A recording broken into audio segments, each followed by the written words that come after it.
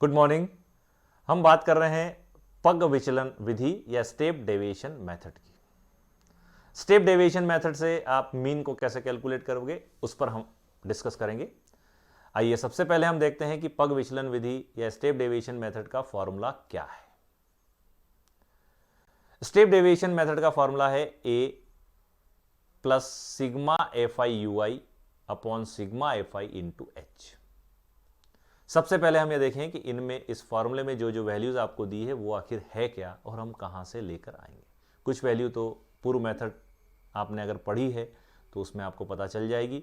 इसके अलावा केवल एक या दो चीज इसमें नहीं है, उस पर हम बात करते हैं। सबसे पहले इसमें है कल्पित माध्य, एज्यूम्ड मीन। ये है आपका ए।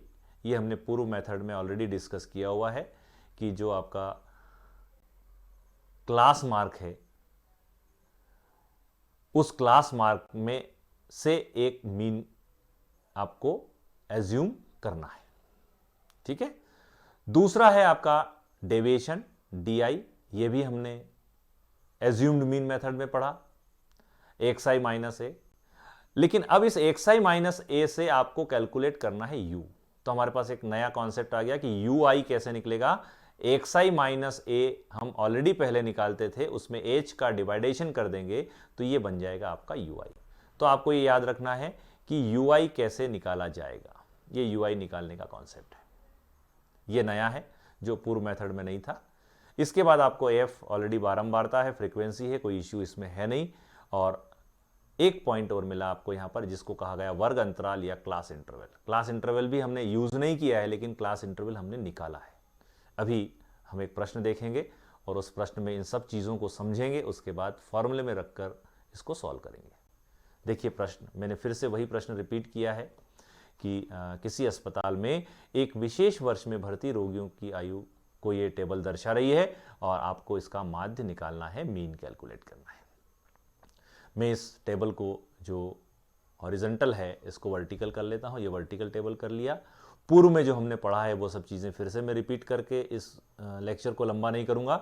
वर्ग अंतराल हमने पढ़ा है, क्लास इंटरवल, रोगियों की संख्या, फ्रीक्वेंसी, बारंबारता हमने पढ़ी है और हम यहाँ पर क्लास मार्क भी निकालना सीख चुके हैं। वर्ग चिन्ह हमने निकालना था एक्स आई, वो भी हम निकालना सीख चुके हैं। ठीक है, एक्स आई हम निकाल लेंगे। एक्स आई निकालने का तरीका आपका फिर से यहाँ पर मैं बता देता हूँ कि जो क्लास इंटरवल है 5 और 15, इन दोनों को आप ऐड करिए, 2 से डिवाइड कर दीजिए तो आपका क्लास इंटरवल आ जाएगा। तो ये क्लास इंटरवल यहाँ बनेगा 10, 15 और 5 20, 20 में 2 का भाग लगाया तो 10 आ गया। ठीक है, ये 20, ये 30, ये 40, ये 50 और ये 60।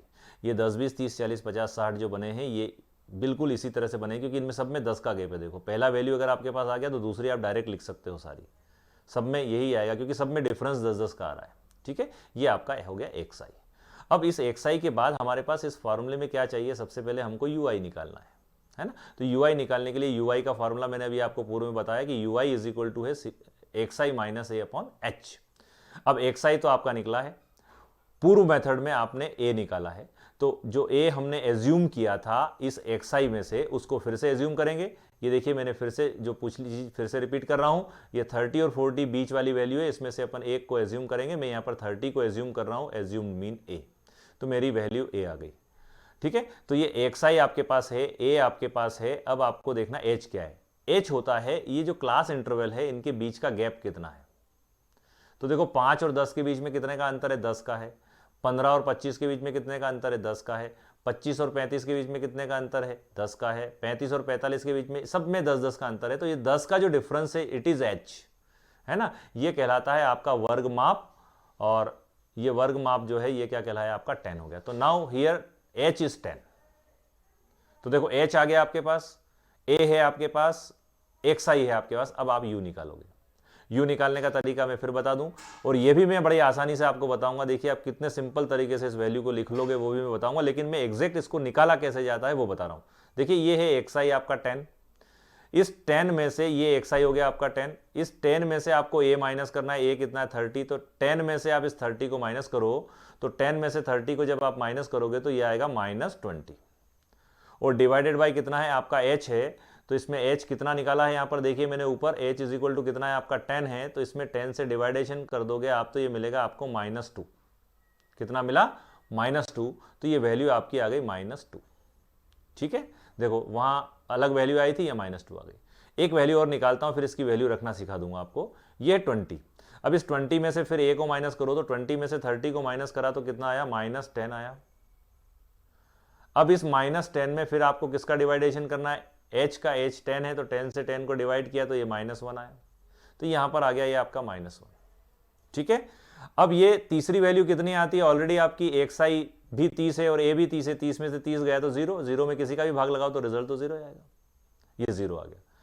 अब आपके पास अगला xi आया है 40, इस 40 में से आप 30 को माइनस करोगे तो 10, और 10 से 10 को डिवाइड करोगे तो 1 आएगा। यहां पर 50 है, इस 50 में से 30 को माइनस करोगे तो 20 आया, 20 से 10 को डिवाइड करोगे तो फिर 2 आया। 60 में से 30 माइनस करोगे और 10 से डिवाइड करोगे तो फिर आ जाएगा 3। ये आपकी वैल्यूज आ गई। ठीक है, अब इस वैल्यू को मैं सीधा लिखना सिखा रहा हूं आपको, ये फार्मूला सही लिखिएगा और सीधा लिखना सिखा रहा हूं कि ये आपका जहां पर भी आपने एज्यूम किया है मीन को, वो वैल्यू तो आपकी 0 हो गई। अब आप उसके ऊपर चले जाएं, माइनस में लिखते जाए 1 2 3 4 और नीचे लिख दें प्लस में 1 2 3 4। बस ये काम आपको करना है। ये कई कैलकुलेशन बिना किए भी आप कर सकते हो, ये कैलकुलेट ऐसा ही होगा। ठीक है, अब आपको मिल गया ui। अब यहां पर आप देखिए कि आपको ui मिल गया। अब आपके इस फॉर्मूले में fi ui का मल्टीप्लीकेशन है, तो हम यहां अगले वाले कॉलम में क्या ले लेते हैं, fi ui ले लेते हैं। ये fi ui मैंने ले लिया। अब इस fi ui वाले कॉलम में ले लिया तो fi में ui का मल्टीप्लीकेशन कर दो, तो ये आपका fi है और ये है ui। इन दोनों कॉलम्स का मल्टीप्लीकेशन करना, जैसा मैंने पहले कहा था xi का मल्टीप्लीकेशन आप मत कर दीजिएगा। अब यहां पर जब आप मल्टीप्लाई करोगे तो ये आया 6 और ये है -2, तो 6 - 2 इज -12। फिर यहां पर है ये आपका 11, 11 को -1 से मल्टीप्लाई करोगे तो -11, 21 को 0 से मल्टीप्लाई करोगे तो 0, 23 को 1 से मल्टीप्लाई करोगे तो 23, 14 को 2 से डिवाइड करोगे तो 28 और 5 को 3 से डिवाइड करोगे तो 15। ये सारा आ गया आपके पास। ठीक है, अब यहां पर आपको सिग्मा चाहिए दोनों का, तो सिग्मा के लिए हम योग कर लेते हैं, इसका एडिशन कर लेते हैं। तो देखिए f का ऐड किया हमने 80 आ गया और यहां पर इसका ऐड किया तो ये 43 आ गया। अब यहां पर ये 43 कैसे निकाला है, ये फिर से मैं एक बार और बता दूं, पिछले वाले प्रश्न में भी मैंने बताया था, अभी फिर बता दूं। ये माइनस माइनस के नंबर्स को आप ऐड कर लीजिए, तो माइनस के नंबर कितने हो गए 23, और ये प्लस प्लस के नंबर आप ऐड कर लीजिए,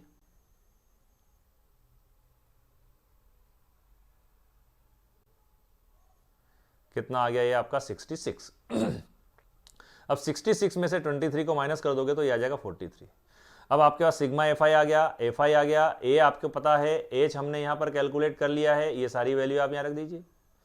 तो देखिए a की जगह मैंने 30 रख दिया, सिग्मा fi ui की जगह 43 रख दिया, सिग्मा fi की जगह 80 रख दिया और h की जगह मैंने 10 रख दिया। यहां पर देखिए ये 0 से ये 0 कैंसिल हो जाएगा, तो ये बचा 30 प्लस 43/8, और 43 में जब 8 का डिवाइडेशन करोगे आप तो ये आएगा 5.37, तो x बार कितना हो गया आपका 35.37 हो गया, तो 35.37 इज योर आंसर। पूर्व प्रश्न में भी देखिए इतना ही आंसर आ रहा था आपका, यहां पर भी इतना ही आंसर आ रहा है। तो ये मेथड थी आपकी पग विचलन विधि, step deviation method. Step deviation method से आप कैसे मीन निकालोगे ये अभी हमने सीखा है। बुक के प्रश्न को उठाइए, किसी भी प्रश्न को ले लीजिए और इस मेथड को सॉल्व करके इस मेथड को अच्छी तरह से सीख लीजिए।